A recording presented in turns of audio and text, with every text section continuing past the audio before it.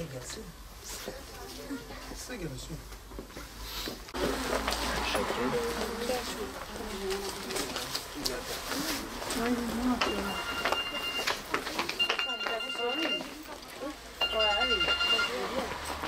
Ama sen kızını al.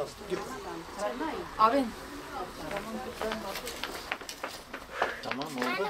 Burası eğlenceli. Abla 14 yaş var. Ha 14 yaş. Ana küçük benim. Olsa ana. Bu 16 daha iyi görünüyor. Giysin burada öyle 2 dakika hadi giysin. Ana bunun üstüne çok oynuyormuşum. Bu tarafa gel bak abi şey. Gel lan.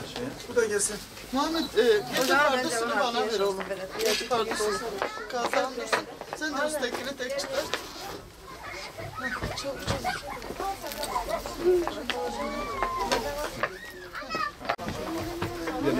Yan dönüş.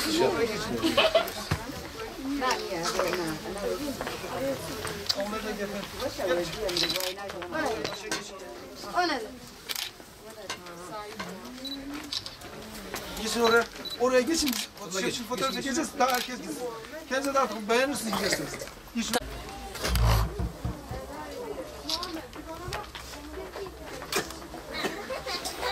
Söyleyebiliyorsa bir tane ona şey yaparız. Abisi, ben burayı bir konuşturayım. O senin şeyin. O günler çektim attım, sen çok sevdin. Uzattık olur. Gerçi abi çektim.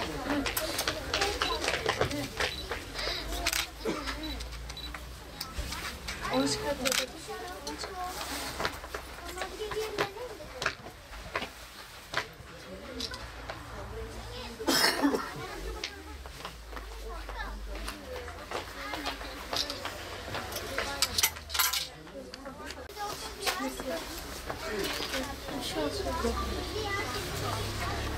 Şimdi sen...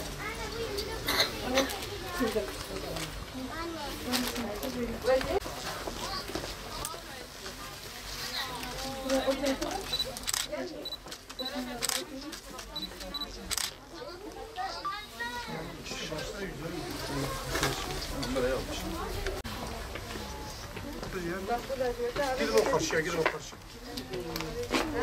Taşıyalım. Tamam gel. Geçin. Şöyle bizde olsun. Gelin aşağıya bizde olsun. Şöyle gelsin. Başka ifade var mı? Bence paylaşmış. Ha siz bir gidin.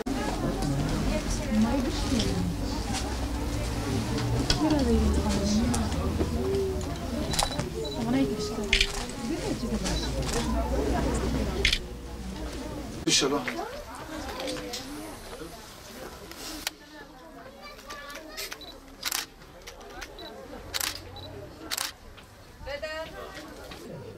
İHO Ebrar tarafından, Avrupa'da bulunan İHO Ebrar tarafından gönderilen yardımları bugün Siverek'te 40 tane yetim ve mağdur durumda olan çocuklarımıza giyim yardımında bulunduk.